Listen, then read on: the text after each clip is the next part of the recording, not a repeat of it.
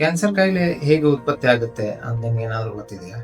ಇಲ್ಲ ಅಂದ್ರೆ ಇವತ್ತು ಅದ್ರ ಬಗ್ಗೆ ತಿಳ್ಕೊಳ್ಳೋಣ. ನಮಸ್ಕಾರ, ನಾನು ಡಾಕ್ಟರ್ ಗೌತಮ್ ಲೋಢ, ಕ್ಯಾನ್ಸರ್ ತಜ್ಞ ಮತ್ತು ಕ್ವಾಂಟಮ್ ಹೀಲರ್. ನಮ್ಮ ದೇಹದಲ್ಲಿ ಡೈಲಿ ಕ್ಯಾನ್ಸರ್ ಸೆಲ್ಸ್ ಉತ್ಪತ್ತಿ ಆಗ್ತದೆ ಜೀವನ ಪರ್ಯಂತ. ಬಟ್ ನಮ್ಮ ದೇಹದಲ್ಲಿ ಇಮ್ಯುನಿಟಿ ಒಳ್ಳೇದಿದ್ದಾಗೆ, DNA ನಮ್ದು ಸ್ಟ್ರಾಂಗ್ ಇದ್ದಾಗೆ, ನಮ್ಗೇನು ಉಳಿದದ್ದು ತೊಂದರೆ ಇಲ್ಲ, ಚಟಗಳು ಇಲ್ಲ ಅಂತದೆಲ್ಲ ಇದ್ದಾಗೆ ತಾನಾಗೆ ಬಾಡಿ ಅದು ಕ್ಯಾನ್ಸರ್ ಸೆಲ್ಸ್ ಅಲ್ಲಿ ಅದನ್ನ ಡೈಲಿ ಸ್ವಚ್ಛ ಕ್ಲಿಯರ್ ಮಾಡುತ್ತೆ.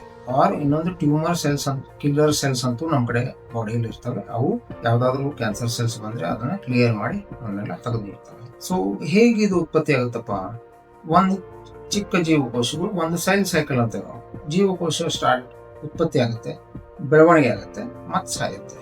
ಅದು ಒಂದೊಂದು ಟೈಮ್, ಒಂದೊಂದು ಬೇರೆ ಬೇರೆ ಜೀವಕೋಶ ಬೇರೆ ಬೇರೆ ಟೈಮ್. ಲಿವರ್ ಬೇರೆ, ಕಿಡ್ನಿ ಬೇರೆ, ಹಾರ್ಟ್ ಬೇರೆ, ಬ್ರೈನ್ ಬೇರೆ, ಹೀಗೆ ಬೇರೆ ಬೇರೆ ಇರುತ್ತೆ. ಆ ಟೈಮಲ್ಲಿ ಅದು ಉತ್ಪತ್ತಿಯಾಗಿ ಅದು ಸಾಯ್ತು. ಕೆಲವೊಂದು ಸೆಲ್ಸ್ ಏನ್ ಮಾಡ್ತವೆ, ಉತ್ಪತ್ತಿಯಾಗಿ ಕೆಲವೊಂದು ಬೆಳವಣಿಗೆ ಆಗುವಾಗ ಬೆಳವಣಿಗೆ ಬಂದಾಗಲ್ಲ, ಕಂಟಿನ್ಯೂ ಆಗ್ತದೆ. ಇಲ್ಲ ಸಾಯೋದು ಟೈಮ್ ಏನಿರುತ್ತಲ್ಲ ಅದಾಗಲ್ಲ, ಅದು ಎಕ್ಸ್ಟೆಂಡ್ ಆಗುತ್ತೆ. ಆ ಟೈಮ್ ಅಲ್ಲಿ ಏನಾಗುತ್ತೆ, ಒಂದಿಷ್ಟು ಸೆಲ್ಸ್ ಒಂದರಿಂದ ಒಂದಕ್ಕೆ ಒಂದು ಜೋಡಿ ಅದು ಒಂದು ಟ್ಯೂಮರ್ ಆಗಿ ಒಂದು ದೊಡ್ಡ ಗಡ್ಡೆಯಾಗಿ ಮಾರ್ಪಾಡ. ಇದರಲ್ಲಿ ಎಲ್ಲ ಟೈಪ್ ಗಡ್ಡೆಗಳು ಕ್ಯಾನ್ಸರ್ ಇಲ್ಲ. 40% ಗಡ್ಡೆಗಳು ಕ್ಯಾನ್ಸರ್ ಇಲ್ಲ, ಬಿನೈನ್ ಟ್ಯೂಮರ್ಸ್ ಅಂತ. ಆದ್ರೆ ಅದನ್ನ ನಾವು ನೋಡ್ತಾ ಇರೋ ಒಂದು ಲೈಫ್ ಲಾಂಗ್ ಅದನ್ನ ನೆಗ್ಲೆಕ್ಟ್ ಮಾಡುವ. ದೊಡ್ಡದೇನಾದ್ರೂ ಆಗ್ತಾ ಇದೆ, ಅದ್ರಲ್ಲಿ ಏನಾದ್ರು ಚೇಂಜಸ್ ಕಾಣ್ತಾ ಇದೆ, ಹಂಗೇನಾದ್ರು ಇದ್ರೆ ಡಾಕ್ಟರ್ಗೆ ತೋರಿಸ್ಬೇಕು.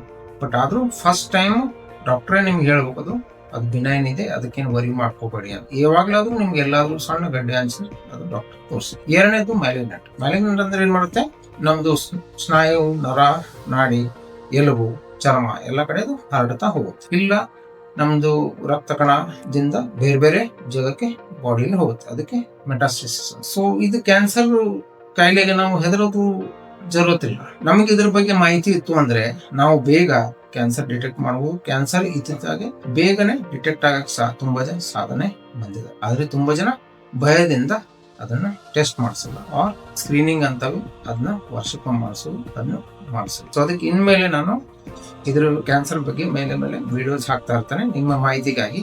ಅಂದ್ರೆ ನಿಮ್ಗೆ ನಾವು ಮಾಹಿತಿ ಇದ್ರೆ ಭಯ ಕಡಿಮೆ ಆಗುತ್ತೆ. ಕ್ಯಾನ್ಸರ್ ಆದ್ರೆ ಅಪ್ರೋಚ್ ಹೆಂಗ್ ಮಾಡೋದು ಅನ್ನೋದ್ರ ಬಗ್ಗೆ ನಿಮ್ಗೆ ಮಾಹಿತಿ ಬರುತ್ತೆ. ಸೊ ಅದಕ್ಕೆ ಇದು ವಿಡಿಯೋ ನಿಮ್ಗೆ ಚೆನ್ನಾಗಿ ಅನ್ಸಿದ್ರೆ ನೀವು ನನ್ನ ಜೊತೆ ಕ್ಯಾನ್ಸರ್ ಮಾಹಿತಿಗಾಗಿ ಕೈ ಜೋಡಿಸ್ತಾ ಇದ್ರೆ ನಾವೆಲ್ಲ ಮನುಕುಲಕ್ಕೆ ಕ್ಯಾನ್ಸರ್ ರಿಲೇಟೆಡ್ ತೊಂದರೆದಿಂದ ಹೊರಗೆ ತಗೊಳ್ಳೋಕೆ ನಾವು ಕೈ ಜೋಡಿಸುವ.